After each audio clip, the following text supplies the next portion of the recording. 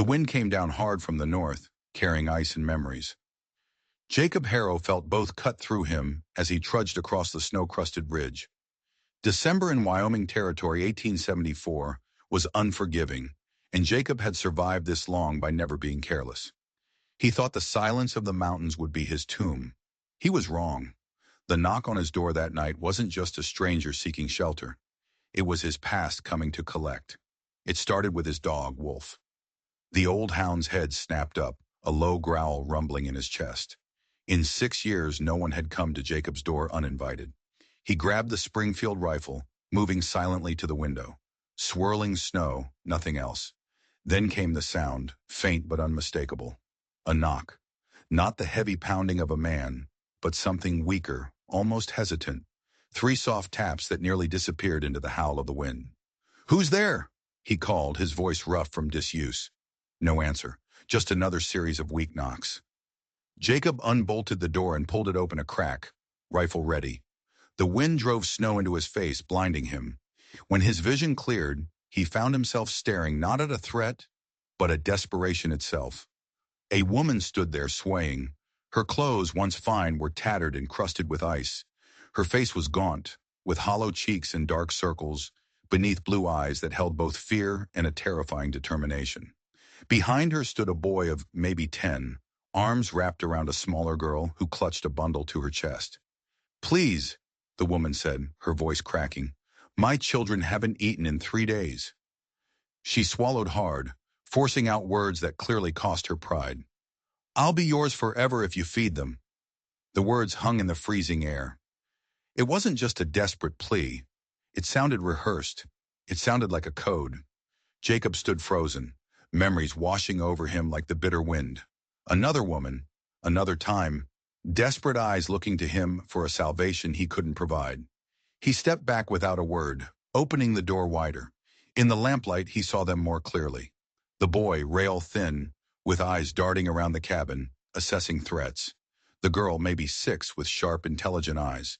And the bundle in her arms was an infant, wrapped in a man's coat, letting out a dry, hiccuping cry. "Sit," Jacob said, gesturing to the chair. He set his rifle aside, but within reach. The woman remained standing. "The children first," she said. Jacob nodded, filling bowls with the bean soup simmering on the stove. The boy, Asa, ate with a controlled desperation. The girl, Ruthie, followed suit, her hands trembling. Only then did the woman, Hannah, sink into the chair, the infant clutched tight. "Her name is Mary," she said softly. "You're running from something," Jacob said. It wasn't a question. Hannah didn't answer, but Asa's shoulders tensed. That was answer enough. "I don't care why," Jacob said, moving to stoke the fire. "Just don't bring trouble to my door." Hannah looked up, her blue eyes suddenly fierce. "We didn't have a choice." Jacob met her gaze and saw truth there. He saw the look of someone who had run out of all options. He nodded once. "You can stay the night," he said. "Just the night." Sometime past midnight, as the fire burned low, Hannah spoke again, her voice barely audible over the storm. "He'll find us," she said. "He always does." Jacob didn't ask who he was. It didn't matter. Come morning, they would go and he would return to his solitude. One night of charity didn't change anything. But as he watched her in the firelight, her arms never loosening their protective hold on the infant, he knew these weren't ordinary travelers. These were people fighting for their very lives. Just before dawn, a soldier's instinct pulled him from a light doze. Something had changed. The storm had stopped. And in the sudden, deafening silence, another sound became clear. Hoofbeats, distant but approaching. Wolf was already on his feet, hackles raised. Hannah sat bolt upright, terror washing over her face. "He's found us," she whispered. Jacob moved to the window. A lone rider approached along the ridge, following their tracks from the night before. Even at this distance, he could see the man rode like a soldier, back straight, shoulders squared. A rifle was slung across his back. "Get the children into the root cellar," Jacob ordered, grabbing his Springfield. "Now!"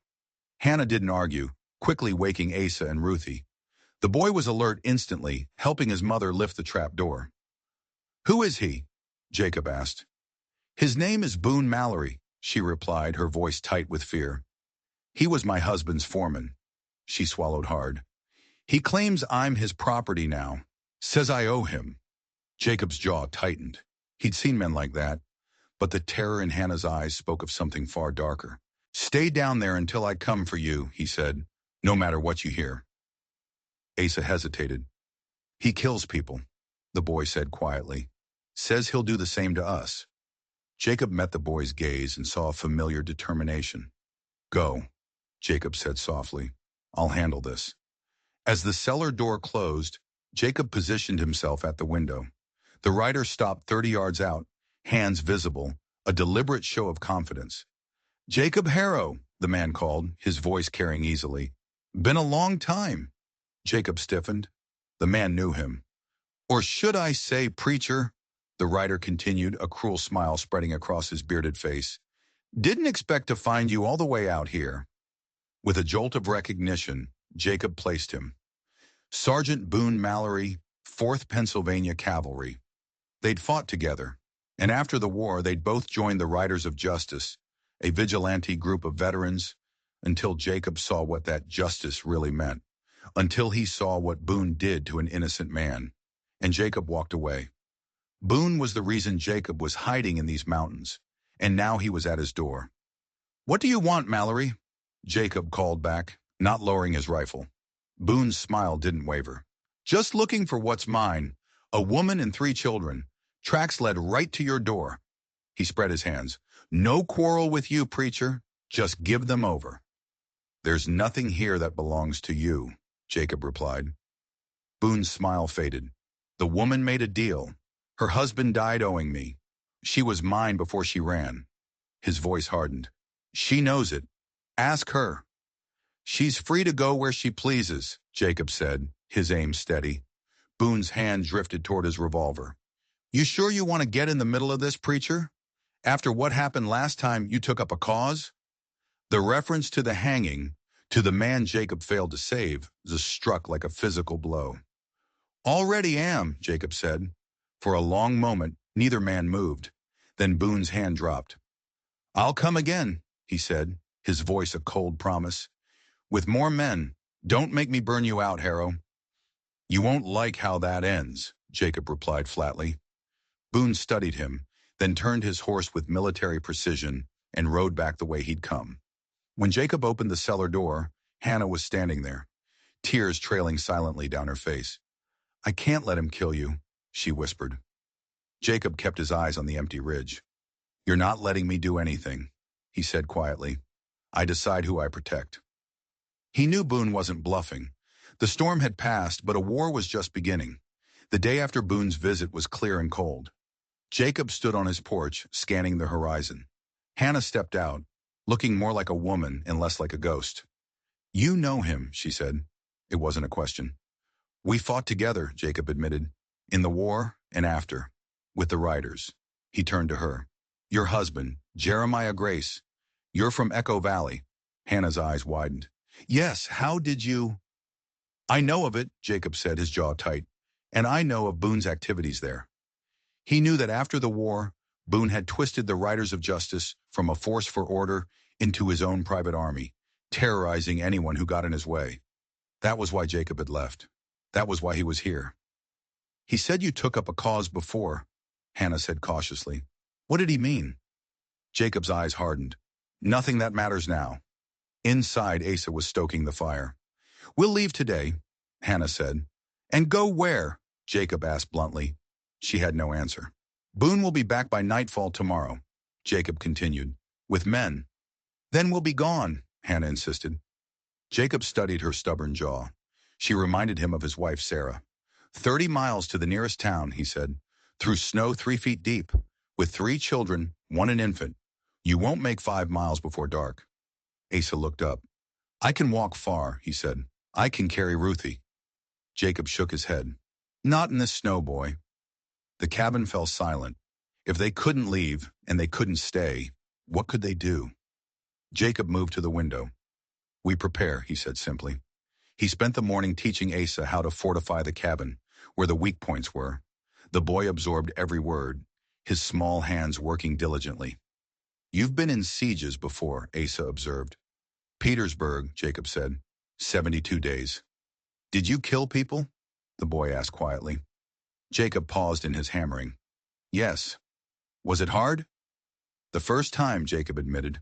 Gets easier, that's the problem. Asa nodded, his face far too old for his years. Boone enjoys it, he said. Killing? I saw his face when he... The boy trailed off. Jacob put a hand on his shoulder. You're not him, and you never have to be. Inside, Hannah was tending to Mary. The infant's cough had worsened. Her breathing came in wheezing gasps. The baby needs medicine, Jacob said quietly. Hannah's face was tight with worry. I know, but there's none. I have willow bark, Jacob offered, for the fever, and some honey. Thank you, Hannah whispered, her composure cracking. I can't lose her.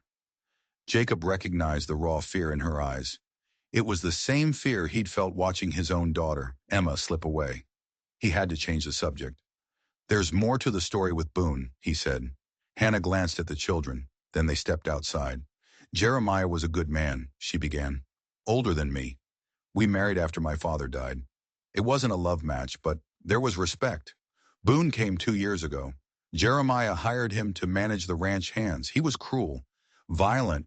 Then Jeremiah fell ill last winter. Consumption. Before he died, he changed his will, leaving everything to me. Her eyes hardened. Boone expected to take over. Instead, he was working for a woman half his age.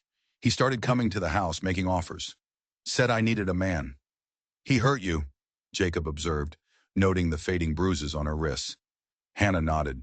After Mary was born, she's Jeremiah's child. Boone became obsessed. Said no other man's child would be raised in his house.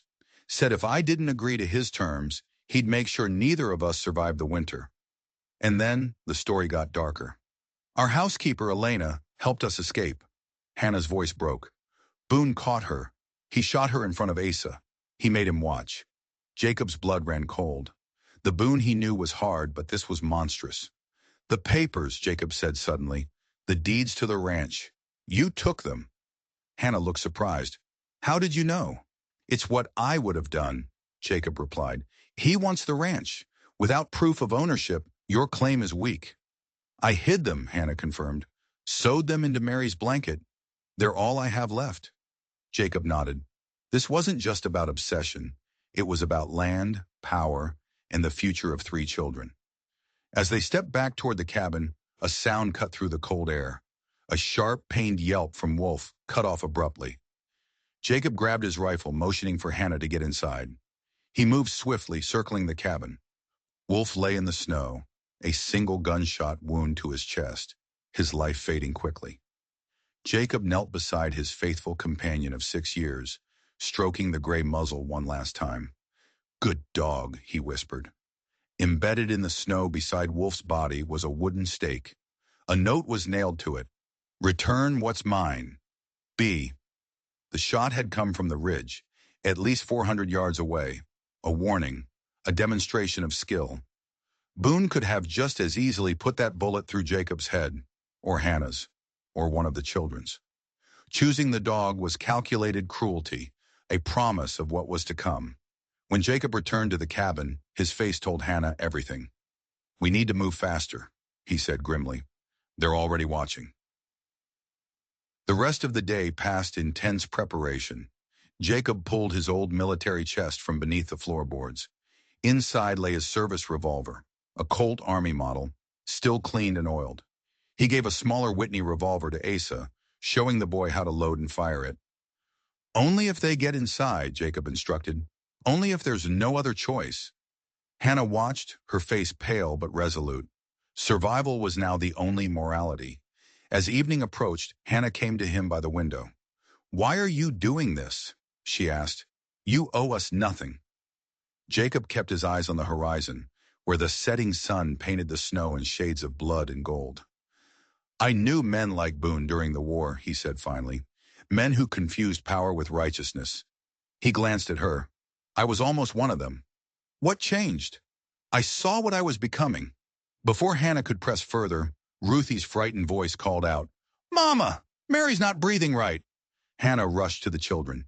Jacob followed. Mary's tiny chest heaved, Her face had taken on a bluish tinge. "She's burning up," Hannah said, panic in her voice. Pneumonia. Jacob had seen it kill infants before. Without proper medicine, the child had hours, maybe less. He made a swift decision. "There's a doctor in Laramie? Clement, a good man." "Laramie is 30 miles, Hannah protested. "I can make it by tomorrow noon if I push hard," Jacob interrupted. "You can't go," Hannah said. "Boone. Boone expects us to run or hide," Jacob countered. "He won't expect me to ride out. It might buy us time." He looked at Asa. "The boy's been taught. He'll help you defend the cabin. If something happens to her, because I didn't try—" Hannah's voice broke. Jacob saw in her face the same helpless terror he'd felt watching his own daughter slip away. "I'll go," he said firmly. "I'll bring back medicine." He packed swiftly. Jerky, hardtack, a water skin. His rifle, the Colt, extra ammunition. Before leaving, he gave Hannah final instructions. "If I'm not back by tomorrow night, don't wait. Take the children southwest. There's a trapper's cabin 8 miles down. Tell Mitchell I sent you." "Jacob," she said, using his name for the first time. "Thank you." Something unspoken passed between them, an acknowledgement of the risk, of the trust. Then Mary coughed weakly, breaking the moment. Hannah pressed a folded paper into his hand. "Give this to Dr. Clement. He'll remember me, my sister. He treated her."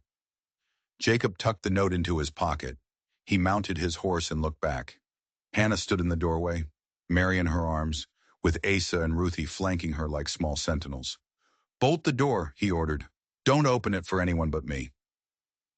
As he rode into the deepening twilight, the weight of 4 lives settled on his shoulders. For years he had prayed for death.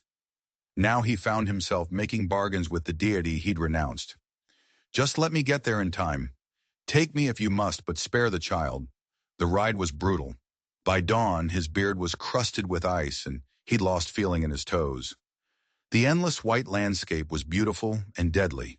There was no sign of pursuit, which only made him more uneasy. Mid-morning he encountered another rider, an aging trapper named Sam Blackwood.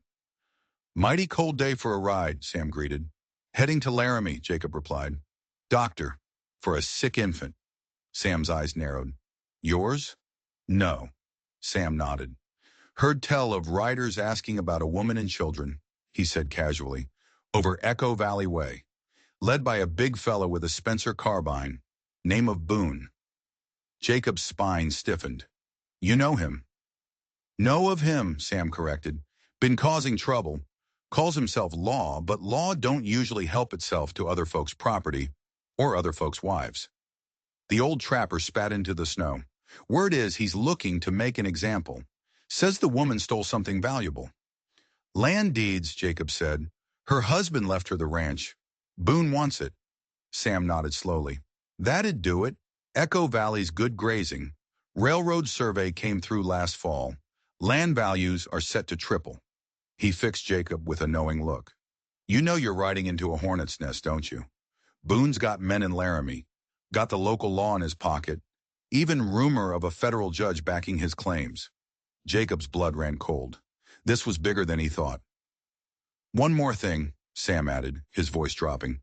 "Boone's revived the old Riders of Justice name. Got about 15 men now. Calls them his deputies. Word is they're planning on clearing out undesirables from the valley. A purge. History was repeating itself. Whatever you're planning, Harrow, do it quick." By early afternoon, the smoke of Laramie was in sight. Jacob found Dr. Clement's office and pounded on the door. A thin, balding man in his 60s peered out. "You bleeding?" "No." "Then you can wait." The door started to close. Jacob shoved his boot in the gap.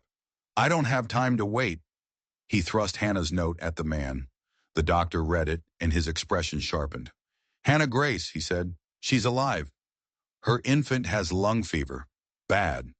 Clement opened the door fully. "How long has the child been ill?" he asked, already gathering supplies. 3, 4 days.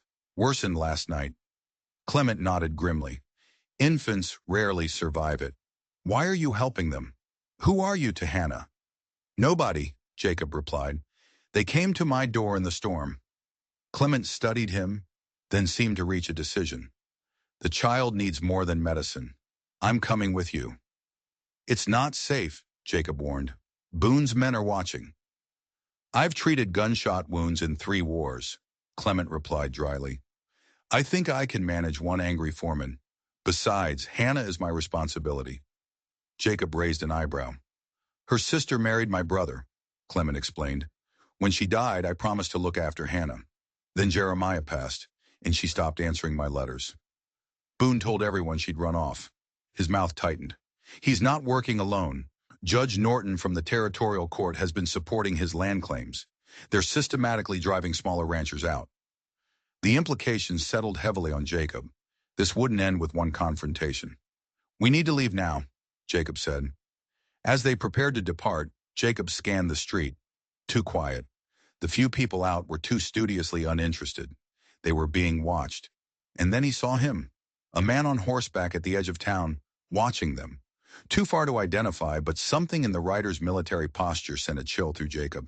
It was Boone, he knew, and he was letting them leave, which could only mean one thing. He wanted them to lead him straight to Hannah. Jacob and Dr. Clement pushed their animals through the gathering dusk. The mysterious rider in Laramie troubled Jacob deeply. Why hadn't Boone intercepted them? The answer was chilling. Boone wasn't following them because he was already ahead of them. Or worse, he was letting them lead him right to the cabin. Every hour Jacob stopped to listen. Nothing but the wind. The silence was more unnerving than the sound of pursuit. They crested the final ridge an hour after dawn, and Jacob's heart sank. Fresh tracks surrounded the cabin. Multiple sets of boot prints. No smoke rose from the chimney. Stay here, Jacob ordered Clement, drawing his rifle. He approached the cabin with extreme caution. The door was still bolted from the inside. A good sign. He knocked in the prearranged pattern. Hannah, it's Jacob. Silence. Fear clawed at his gut. He slammed his shoulder against the door. The wood groaned but held. He tried again, and the bolt splintered. The cabin was empty. The fire was cold ashes. A bowl of congealed soup sat on the table. But of Hannah and the children, there was no sign. He checked the root cellar. Empty. Had Boone taken them? There were no signs of a struggle. Then he spotted it. A small wooden carving on the mantel. A bird he'd whittled for Ruthie. Beside it lay a folded scrap of paper. Jacob. Mary worse. Riders came. Hiding in the old church. Bring medicine quickly. H. Relief washed through him, followed immediately by fresh concern. The old church. His father's abandoned chapel in the hills, 5 miles southwest. A place he hadn't visited in nearly a decade. He signaled for Clement, and they set off immediately. Your father was a minister, too, Clement said as they navigated a treacherous slope. Built the chapel himself after my mother died, Jacob said. Spent his last years there alone, preaching to empty pews. You didn't visit him? Not often enough, Jacob admitted. After my wife and daughter died, I couldn't bear his certainty, his insistence that it was all part of God's plan. And what do you believe now? The doctor asked. Jacob's eyes were fixed on the trail. I believe in what I can see, he said finally. The rest is just words. They crested a final ridge, and the church came into view. It was a simple, rough-hewn structure, its small steeple listing to one side. No smoke, no movement. The main door stood slightly ajar. Something's wrong, Jacob murmured. He pushed the door open slowly, rifle raised. The interior was dim, dust motes dancing in the pale beams of light. Jacob! Hannah's voice, weak with relief, came from the shadows behind the stone altar. She emerged, Mary clutched to her chest. Asa appeared beside her, Jacob's Whitney revolver gripped in his hand. Ruthie peeked out from behind him, her eyes wide with fear. It's me, Jacob confirmed. I brought the doctor. Hannah's face crumpled with emotion. She swayed, and Jacob crossed the room in 3 strides and steadying her. The baby? He asked urgently. Alive, Hannah whispered. But barely. She stopped breathing twice in the night. Clement was already opening his bag. Let me see her, he said gently. As the doctor worked, Jacob turned to Asa. What happened? Men came, the boy said, his face pale but composed. 5 of them. They surrounded the cabin after sunset. Said they knew you'd gone for the doctor. Said they'd burn us out at dawn. Boone? No, Asa replied. Someone else. He knew you, though. Called you preacher. Hannah had decided they should slip out the back, remembering Jacob mentioning his father's church. It was a smart move. Across the room, Clement was administering medicine to Mary. The fever's very high, he said honestly, but she's strong. Jacob moved to secure the church. It was in worse shape than he remembered, but it offered shelter and visibility. He found himself before the stone altar his father had hauled up from the riverbed himself. The old man's Bible still lay upon it, pages swollen with moisture. He didn't touch it. Some ghosts were better left undisturbed. We don't have time, Jacob said as he rejoined the others. Boone knows we're in the area. Clement frowned. The child cannot be moved again so soon. Then we make our stand here, Jacob said grimly. Why are you doing this? Hannah asked softly. You could walk away. Jacob met her gaze. I've walked away before, he said finally. Didn't much care for the man it made me. As evening approached, Jacob stood at the window, watching the sun sink. Storm clouds were building on the northern horizon. Storm coming, he murmured. Hannah joined him, Mary sleeping in her arms. And if he does find us? She asked. Then we fight, he said simply. Or we run. The church has a cellar. There might be a way out through an old drainage tunnel. Hannah studied his profile in the fading light. You've changed since we met, she observed. 2 days ago, you wanted us gone. Jacob returned his gaze to the window. 2 days ago, I was a different man. What changed? He considered the question. Maybe nothing, he admitted. Maybe this is who I've always been, beneath the bitterness. Before she could reply, Asa called from the back of the church. Someone's coming. Jacob saw a lone figure approaching on foot. An older black man, wearing a battered hat and carrying a worn leather satchel. Not one of Boone's men. That's far enough, Jacob called, raising his rifle. The stranger stopped, raising empty hands. Peace, brother, he called back, his voice deep and resonant. I mean no harm. What's your business here? Jacob demanded. Heard tell there might be folks in need, the man replied calmly. Sam Blackwood mentioned you might be headed this way with a doctor and a sick child. Jacob cursed silently.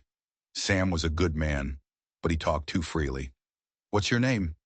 Moses Johnson, the man replied. Reverend Moses Johnson, a preacher. Here. It felt like a sign, but of what, Jacob couldn't say. He brought Moses inside, searching him first. The only weapon he carried was a small Bible. Moses's attention immediately went to Mary. His large hands were surprisingly gentle as he examined the infant. Lungwort tea would help, he said, reaching into his satchel. I have some. Learned most of my healing from an old freed woman in Georgia. Served with the 54th Massachusetts during the war. The mention of the famous Black Regiment lent credibility to his story. Jacob relaxed slightly. As Moses helped Clement prepare the tea, Jacob pulled Hannah aside. What do you think?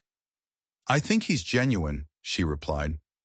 There's a kindness in his eyes, but also a deep sorrow, the kind that comes from losing much. Their conversation was interrupted by a sound that made everyone freeze.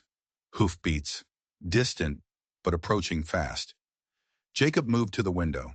Through the swirling snow that had just begun to fall, he could see riders coming down the ridge, at least 5 of them. Boone, he said grimly, they found us. The siege began in an instant. Everyone away from the windows, Jacob ordered. Clement, get Hannah and the children to the cellar. Asa, however, refused to go. I'm staying, the boy declared, the Whitney revolver gripped firmly in his hand. Jacob didn't have time to argue. Moses stepped forward. I'll help, he said simply.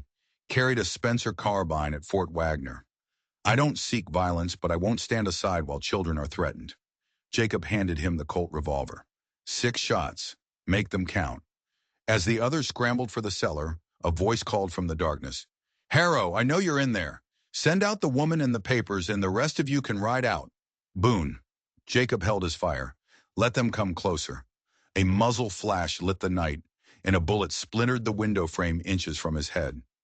More shots followed, peppering the church's walls. Shadows moved in the darkness, men advancing under the cover of the worsening storm. Jacob took careful aim and fired. A cry of pain answered. Then from the rear, Asa shouted, "They're at the back door!" The door burst inward. A bearded man lunged through, revolver raised. Before Jacob could react, Asa fired. The Whitney's report was deafening. The intruder staggered, clutching his leg, and collapsed. Moses swiftly disarmed the man and secured the damaged door. "Good shot, boy," the preacher said. Outside, the attack intensified. Then came a new sound, the crackle and hiss of flames. A burning torch arced through the air, landing on the church's roof. Then another, and another. "They're trying to burn us out," Moses observed, his voice disturbingly calm. Smoke began to filter down, acrid and thick. "We need to move," Jacob decided. "The cellar tunnel." He ordered Moses to get the others while he provided cover. But moments later, Moses reappeared, his face grim. "There's a problem. The tunnel entrance has collapsed. It's a complete blockage." Another section of roof gave way, sending burning timbers crashing to the floor. The heat was becoming unbearable. Hannah emerged from the cellar. Mary clutched to her chest. "The fire's spreading too quickly," she gasped. "We can't stay down there." Jacob made a swift decision. "Everyone to the back wall. Stay low." As they moved, Boone's voice called again. "Harrow, come out now or burn with the rest of them." Jacob turned to Hannah, his face illuminated by the hellish orange glow. "Give me the land papers," he said urgently. "What? Why?" "Boone wants two things, you and those papers. I'm going to give him one to save the other." "No," she said firmly. "I won't let you sacrifice yourself." "This isn't a debate," Jacob replied, his voice unyielding. She reluctantly handed him a packet of documents wrapped in oilcloth. "These won't save your life," she warned. "They might buy enough time for all of you to escape," Jacob countered. He turned to Moses. "When I go out front, take them through the back. Head for the creek. There's a cave a mile downstream." Hannah caught his arm. "Come back to us," she whispered. "Promise me." "I'm not one for promises," Jacob said softly. "Not anymore." He moved to the burning front of the church. He had his rifle, empty, and his revolver, 2 shots remaining. Enough. He took a deep breath and pushed open the door. Boone stood 20 yards away, flanked by 3 men, rifles trained on the entrance. "Harrow!" Boone called, surprised. Jacob stepped forward, hands raised, the packet of papers visible. "I have what you want, Boone. The deeds."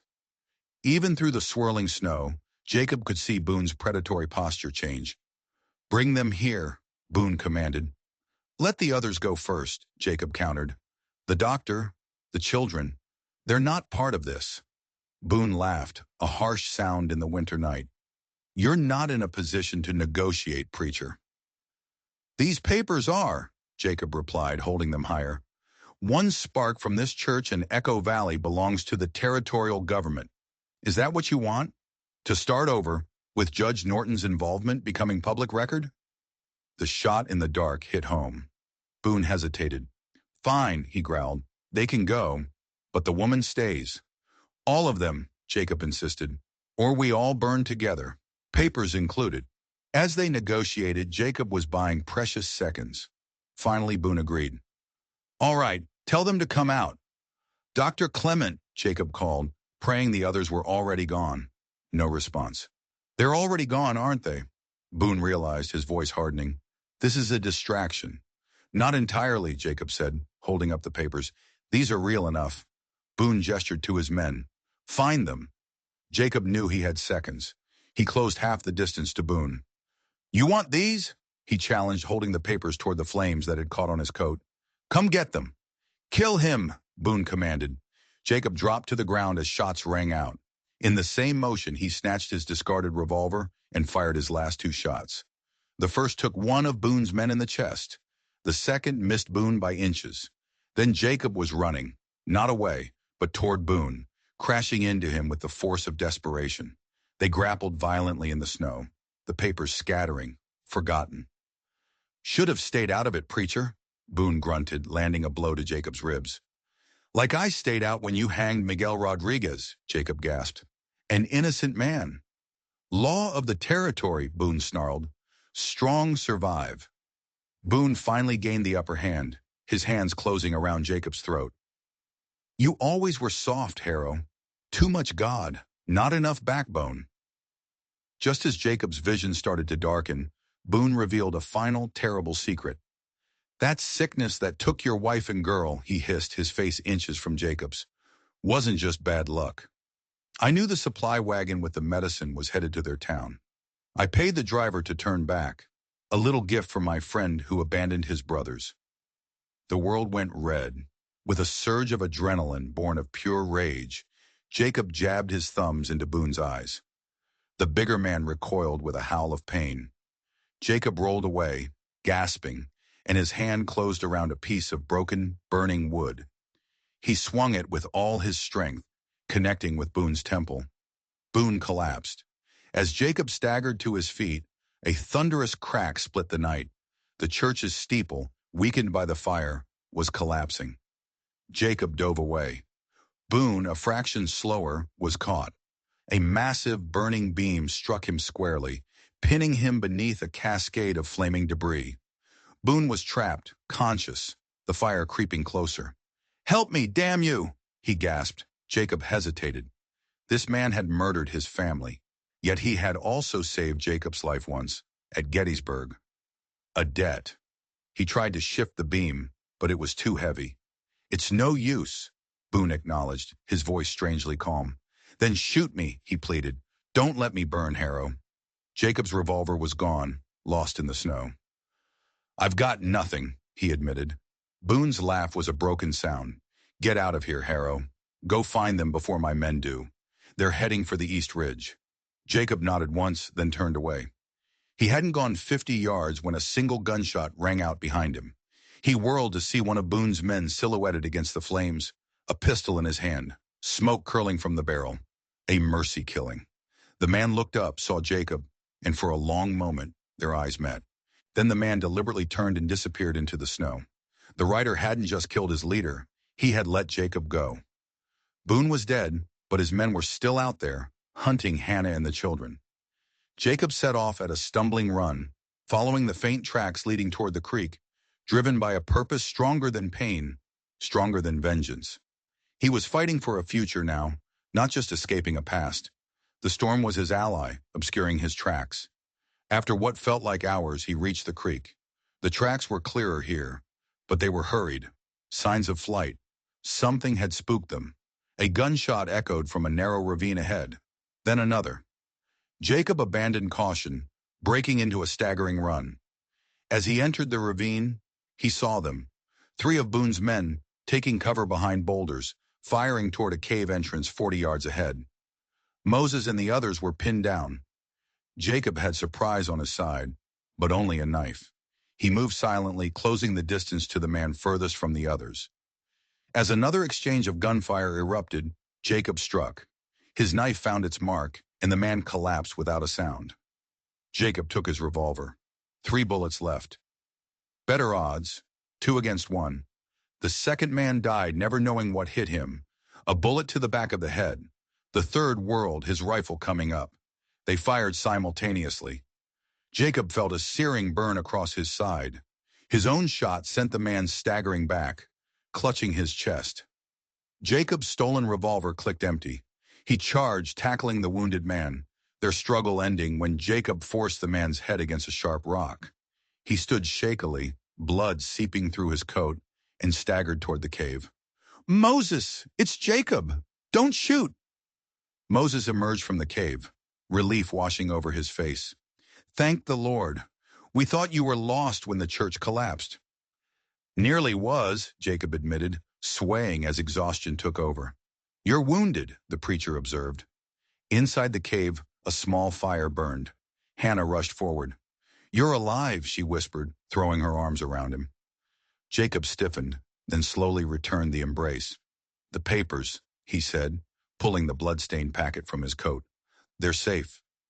Dr. Clement tended to his wound, while Jacob saw that Asa's arm was bandaged.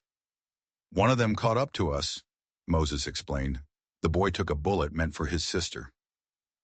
Jacob met Asa's eyes across the fire. "You did well," he told him. The boy nodded, a flicker of pride in his pained expression. The immediate crisis was over, but they were far from safe. What now? Moses asked. Boone's men aren't all accounted for. Laramie's not safe, Jacob reasoned. My cabin is. It's the last place they'll look. They agreed. It was a gamble, but their best option. As the others rested, Hannah sat beside Jacob, holding Mary. Why did you come back for us at the church? She asked. You could have escaped. Jacob thought for a moment. After my family died, he said, the words coming hard, I promised myself I'd never stand by while the innocent suffered. I broke that promise once, with the riders. I won't make that mistake again. Hannah reached out, her hand covering his. You didn't this time, she said softly. You saved us. Before dawn, they set out. The journey was a tense march through the snow. They were 2 miles from the cabin when Clement whispered, Riders! 3 horsemen following their trail. Into the trees, Jacob ordered. They scrambled for cover, but it was too late. Shouts echoed through the forest. They broke from the tree line and raced for the cabin. As Moses entered last, a shot rang out. Jacob slammed the door. They were surrounded. Jacob Harrow, a man called. We know you're in there. Send out the woman and the papers. Judge Norton's word. Norton's men, Clement whispered. That's his bailiff. They were trapped, outnumbered, and low on ammunition. There's something else in the papers, Hannah said suddenly. A letter from Judge Norton to my husband, proposing a scheme to force small ranchers off their land using falsified tax records. Jeremiah suspected they were poisoning him. It wasn't just about land. It was a murder conspiracy. That's when Jacob heard it. More hoofbeats from the north, a dozen riders coming fast. He peered through the side window. It's Marshal Taylor, he said in disbelief, and his deputies. Riding beside the marshal was Sam Blackwood. The old trapper had gone for help. They watched as the marshal's posse approached. The bailiff and his men surrendered without a fight. The ordeal was over. Marshal Taylor dismounted. Got word from Blackwood you were in trouble, he said, his eyes taking in their battered state. Boone's dead, Jacob informed him. Hannah stepped forward. Marshal, I have evidence of a conspiracy between Judge Norton and Boone Mallory. Taylor's eyebrows rose. I'd like to see that evidence, he said, and then I think we all need to have a conversation with the territorial governor. As the deputies secured the prisoners, Hannah approached Jacob. It's over, she said quietly. Thanks to you, he shook his head. Thanks to Sam. They wouldn't have come if you hadn't fought for us first, she insisted. What will you do now? Jacob hadn't thought that far. Return to his empty cabin? The prospect felt hollow. I don't know, he admitted. Come with us, Hannah said simply, to Cheyenne, and after to Echo Valley. The children need you. Asa looks up to you. Ruthie trusts you. She hesitated. And I've come to depend on your strength. Before Jacob could answer, Moses joined them. I've been thinking, the preacher said, that old church of your fathers, the foundation is still solid. The people in these parts could use a place to gather. They need a shepherd, Jacob. I left that life behind, Jacob said, the words lacking their old conviction. Did you? Moses asked gently. Or did you just lose your way? Hannah's hand found his. You don't have to decide now, she said. Just come with us. Jacob looked at the family that had crashed into his life. He looked at Asa, brave and wounded, at Ruthie, finally sleeping peacefully, at the infant Mary, a new life full of promise. He looked at Hannah, her eyes full of a future he hadn't dared to imagine. He looked down at their joined hands, then up at the vast Wyoming sky, now clear and blue. He could almost hear his wife's voice, his daughter's laughter, not as ghosts but as blessings, giving him permission to live again. All right, he said simply. I'll come. The decision felt right, like a key turning in a lock too long unused. Whatever lay ahead, rebuilding a church, a ranch, a family from the broken pieces of the past, he would face it with them. In the hills where mercy had taken root in stone, in snow and fire, Jacob Harrow, a man once alone, had found his purpose. If you enjoyed this story of justice and redemption on the frontier, don't forget to hit that like button and subscribe for more tales from the edge of the wild. Let me know in the comments, what do you think Jacob should do next?